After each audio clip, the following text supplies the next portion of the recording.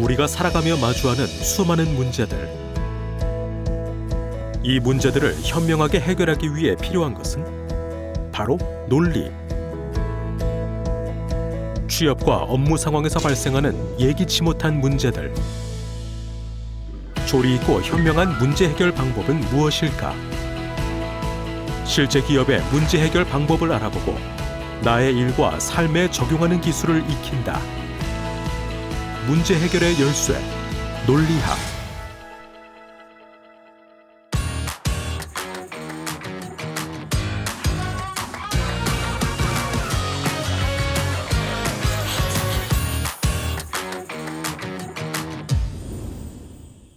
논리학 문제 해결 제3강 내 일과 문제 해결 지식과 스킬 편으로 들어왔습니다.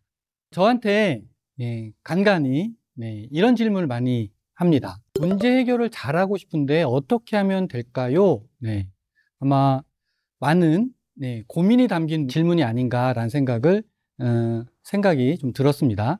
저는 그래서 이런 답변을 좀 드리고 싶어요. 지식과 스킬을 숙련해야 합니다라고 말이죠.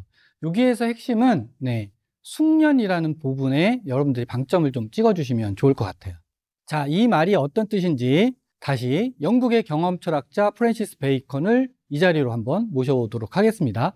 자, 베이컨은 1605년 학문의 진보에서 거미, 개미, 꿀벌의 비유로 그의 트레이드 마크라고 할 수 있는 지식을 습득하는 과정을 이렇게 얘기한 바 있습니다.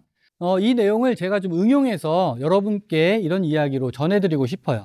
문제 해결을 잘하고 싶으시다면 첫 번째, 문제 해결의 지식은 거미의 역설을 잘 한번 귀담아 들어주시고, 문제 해결의 스킬을 좀 더 숙련해야 된다면 개미의 역설을 한번 귀담아 들을 필요가 있다. 그 다음에 문제 해결과 관련된 태도는 꿀벌의 비행이다.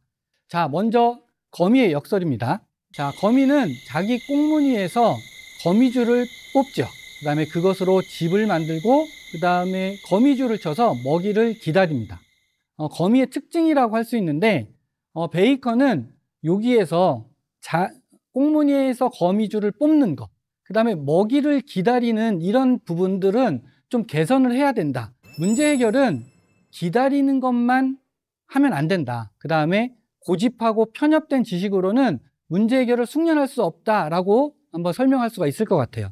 대안 제시를 하지 않는 문제 해결, 그 다음에 결점을 논하는데 냉소적으로만 이야기하는 이런 문제 해결은 좀 벗어나야 된다라는 의미로 좀 확장해서 해석할 수 있을 것 같습니다.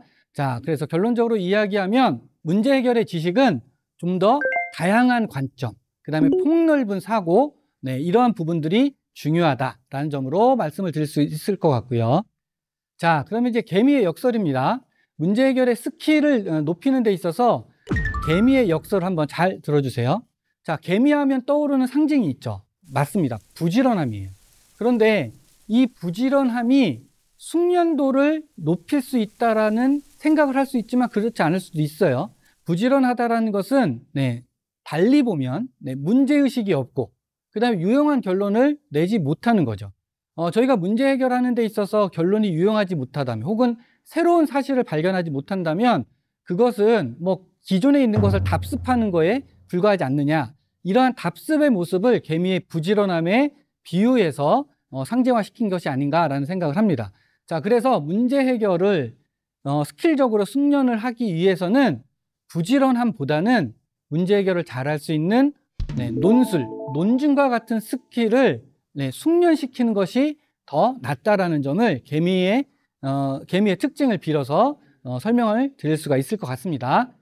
자, 이제 세 번째, 문제 해결의 태도로 이야기하는 꿀벌의 비행입니다. 자, 여러분, 꿀벌은 어떤 일을 하나요?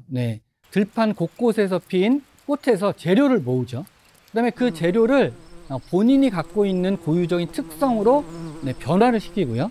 그것을 소화를 시켜서 꿀이라는 새로운 것을 만들어냅니다. 꿀벌을 비유를 든 것은 지식은 바로 꿀벌처럼 습득하고 만들어야 된다라는 점을 들어 설명하는 것 같습니다.